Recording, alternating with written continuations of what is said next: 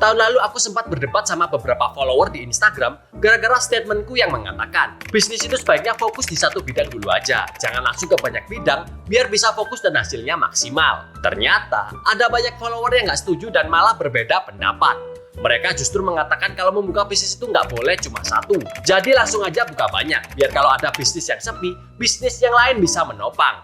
Ya, aku setuju sih kalau bisnis baiknya itu harus banyak. Tapi kalau di awal membuka bisnis, kamu nggak bisa fokus untuk membesarkan satu bisnis, khawatirnya nggak akan ada bisnismu yang bisa besar. Aku nggak terlalu pandai berteori, pengalaman bisnisku kalau diceritakan juga nggak valid. Jadi untuk meyakinkan statementku di awal tadi, aku akan menceritakan salah satu brand besar yang saat ini punya dua core bisnis yang sama sekali berbeda. Core bisnisnya di awal sih menjual peralatan musik, tapi akhirnya malah berekspansi dengan menjual sepeda motor. Sebuah ekspansi bisnis yang sangat ekstrim tapi terbukti meraih kesuksesan. Jadi bener harus buka bisnis di banyak bidang biar bisa sukses. Atau malah harus fokus dulu ke satu bidang sampai sukses baru melakukan ekspansi? Tahan dulu jawaban kalian dan simak dulu kisah brand Yamaha berikut ini.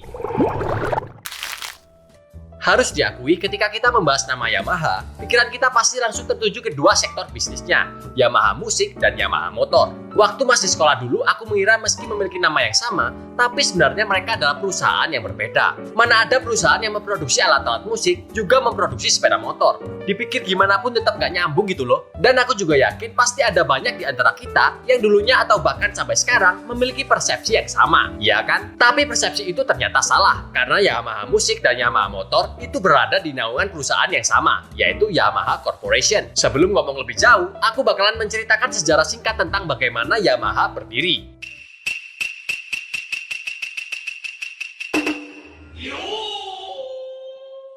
Mungkin kamu nggak akan menyangka kalau perusahaan yang terkenal sebagai produsen alat musik dan motor ini didirikan oleh orang yang memiliki nol pengetahuan di kedua bidang itu. Namanya adalah Torakusu Yamaha, pendiri Nippon Gakiko, perusahaan yang kemudian menjadi cikal bakal Yamaha Corporation. Torakusu dilahirkan pada tahun 1851. Profesi ayahnya yang merupakan seorang astronom membuatnya tertarik dengan mesin dan teknologi sejak kecil. Tahun 1871, dia mulai belajar mengenai pembuatan jam tangan. Ia bahkan tertarik untuk mempelajari peralatan medis yang membuatnya sempat menjadi seorang teknisi yang memperbaiki alat-alat medis. Untuk mencukupi kebutuhannya, dia juga harus bekerja sambilan sebagai teknisi jam tangan sekaligus penarik becak untuk seorang direktur sebuah rumah sakit. Suatu hari, kepala sekolah dari SD Jinjo mengeluh kepada Torakusu kalau organ yang dimiliki sekolah itu nggak berbunyi. Padahal saat itu harga sebuah organ sangatlah mahal.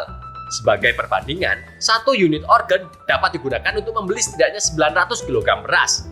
Ibaratnya kalau sekarang itu harga beras 10.000 per kilo, itu artinya organ bisa seharga 9 jutaan lah. Nggak butuh waktu yang lama bagi Torakusu untuk menemukan apa yang salah dari instrumen itu. Dalam sekejap, dia bisa membuat cetak biru dari alat musik itu. Dari sanalah, Torakusu pun mendapatkan ide untuk membuat sendiri alat musik itu dan menjualnya dengan harga yang jauh lebih murah. Setelah mencobanya selama 2 bulan, ia berhasil membuat organ eksperimennya yang pertama. Tapi sayangnya, seorang kepala institut musik dari Tokyo University mengatakan bahwa produknya itu tidak layak dimainkan karena penyetelan nada yang gak akurat. Ia menganjurkan Torakusu untuk mempelajari musik terlebih dahulu, biar pengaturan tuts dan nadanya gak false. Bila mana cintaku lenyap. Setelah sebulan belajar musik, ia pun kemudian mencoba peruntungannya yang kedua. Dari sinilah sejarah Yamaha dimulai. Tahun 1888, Torakusu memulai bisnisnya dengan nama Yamaha Fukin Zaizojo, yang artinya Yamaha Organ Factory. Selanjutnya, dia juga mendirikan Nippon Gakiko pada tahun 1897. Pada tahun 1900, Nippon Gaki melebarkan sayap dengan memproduksi piano. Produksi alat musik Nippon Gaki pun kemudian berkembang meliputi harmonika dan fonograf. Tapi pada tahun 1940-an, terjadi sebuah tragedi yang membuat kondisi Yamaha terjepit.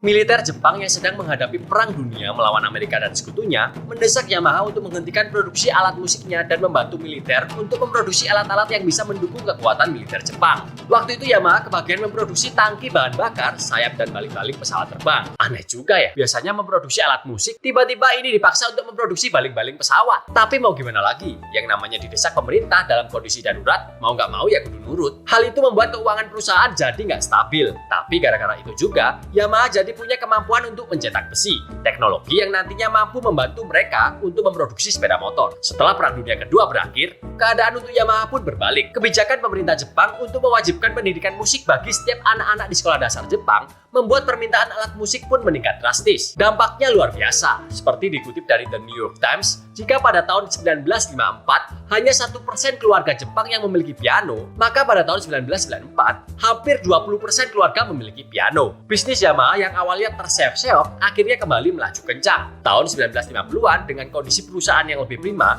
Yamaha berniat untuk melakukan ekspansi bisnis. Hal itu dikarenakan mesin-mesin pembuat baling-baling pesawat yang dulu sempat digunakan, sekarang tidak lagi digunakan. Genichi Kawakami, presiden Yamaha Corporation saat itu, sepertinya mencari-cari peluang lain agar mesin-mesin itu nggak mubazir alias bisa digunakan kembali. Dia pun kemudian melakukan riset pasar, dan terpilihlah pasar paksa sepeda motor. Yamaha merasa industri sepeda motor memiliki masa depan yang cerah, meski saat itu Honda dan Suzuki sudah dominan memimpin pasar. Coba perhatikan poin penting ini baik-baik. Yamaha melakukan ekspansi bisnis yang sama sekali berbeda dengan core bisnis utamanya ketika mereka merasa kondisi keuangan perusahaan dalam keadaan baik, bukan sebaliknya. Catat.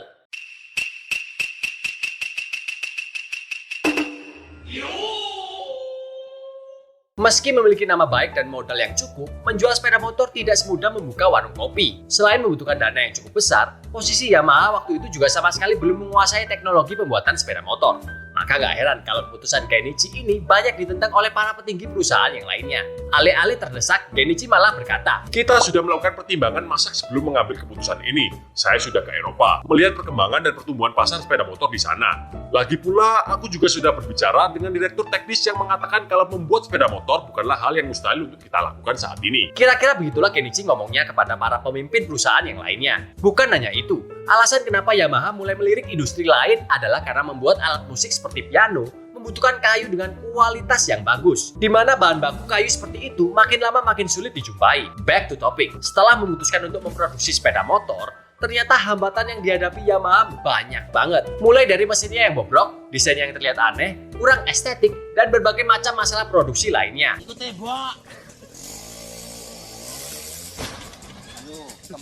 Ya wajar sih, biasanya produksi alat musik ini banting setir mencoba memproduksi sepeda motor. Jelaslah bakalan mengalami banyak kendala.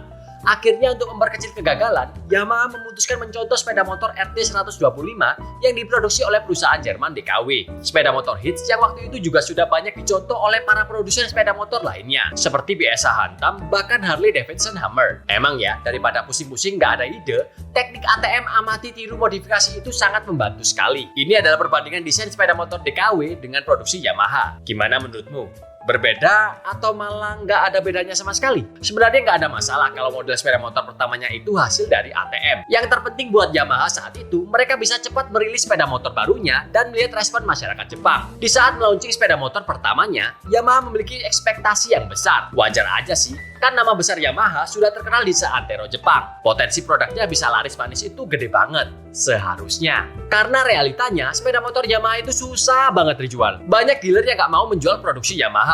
Alasannya banyak banget. Mulai dari nggak enak sama produsen sepeda motor yang sudah jadi supplier, hingga kualitas dari sepeda motor Yamaha yang belum terbukti. Nggak ada masalah sama penjualan sepeda motor yang sudah ada. Ngapain coba-coba brand motor baru yang belum terbukti kualitasnya? Awalnya sih saya coba-coba. Para pemilik dealer tampaknya takut kalau ada customer yang beli motor Yamaha terus kecewa dengan kualitasnya. Maka nama dealer mereka juga bisa tercoreng. Faktor harga juga tampaknya mempengaruhi keputusan dealer untuk enggan menjual motor Yamaha. Rata-rata harga sepeda motor di kelas 125cc saat itu adalah sekitar 110.000 yen hingga 120.000 yen. Sedangkan Yamaha menjual produknya di harga 138.000 yen. Entah apa yang jadi pertimbangan pihak Yamaha waktu itu, kok berani banget gitu loh menjual produk baru di atas rata-rata harga pasar. Apa mungkin karena udah terlanjur pede dengan nama besarnya? Kalau emang alasannya itu, blunder banget sih. Di posisi ini banyak banget orang yang meragukan keputusan Genichi terjun ke industri sepeda motor. Sudah enak-enak jadi produsen alat musik, sosokan bikin motor segala. Gini kan hasilnya, Genichi pun sebenarnya hampir menyerah. Sampai akhirnya dia teringat kisah pendiri Yamaha, Torakusu Yamaha, saat memulai awal bisnisnya dulu.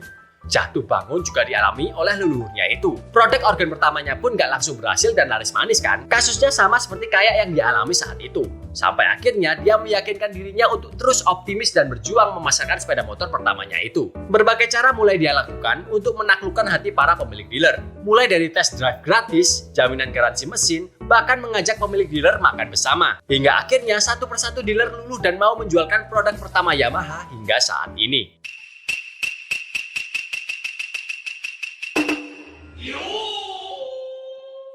Setelah sukses menjual alat musik, kemudian berani berekspansi menjual sepeda motor, terus yang menjadi pertanyaan banyak orang adalah, kenapa Yamaha nggak sekalian aja terjun juga untuk menjual mobil? Nah, menarik nih, karena sejauh ini, Yamaha memang hanya menjual motor dan belum mencoba untuk memproduksi mobil seperti pesaingnya Honda dan Suzuki. Kenapa? Jadi begini, ternyata alasan Yamaha nggak menjual mobil itu erat kaitannya dengan Toyota. Kalau kalian cermati, Yamaha selama ini memang memfokuskan dirinya untuk memproduksi sepeda motor saja. Ini bertolak belakang dengan perusahaan Toyota. Mereka justru memfokuskan diri untuk memproduksi mobil dan nggak mencoba untuk masuk ke industri sepeda motor. Dilansir dari Redpart, Yamaha sebenarnya telah merancang dan memasok mesin untuk beberapa mobil Toyota selama bertahun-tahun. Dari Celica, MR2, dan 2000 GT Classic. Kolaborasi antara Yamaha dan Toyota itu nggak terjadi hanya sekali atau dua kali saja, tapi berlanjut hingga saat ini. Bahkan mesin buatan Yamaha itu juga digunakan oleh beberapa perusahaan mobil terkemuka lainnya, seperti Lotus untuk produksi Lotus Elise, hingga Ford untuk mesin V6 3000cc di Ford Taurus SHO yang diluncurkan tahun 1989. Dikutip dari Autocar, juru bicara Yamaha Naoto Hori mengatakan, menjual mobil tidak ada lagi di rencana jangka panjang mereka. Keputusan itu diambil oleh Yoshihiro Hidaka, presiden dan CEO Yamaha. Meski mempunyai nama besar dan memiliki kemampuan untuk menciptakan produk yang kompetitif di industri roda 4, Hidaka melihat selama Yamaha belum bisa membuat mobil yang berbeda, maka persaingan ketat di industri itu tidak akan bisa mereka menangkan.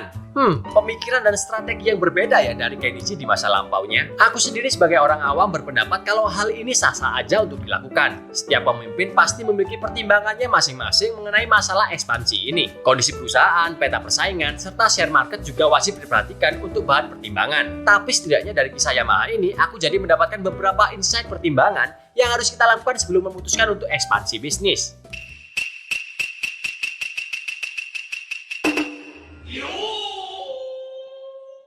Yang pertama, buat perencanaan jangka panjang yang matang. Kebanyakan orang memutuskan untuk ekspansi bisnis karena mereka tergiur dengan potensi pendapatan yang mungkin bisa mereka dapatkan. Padahal bisa aja perkiraan pendapatan itu semu.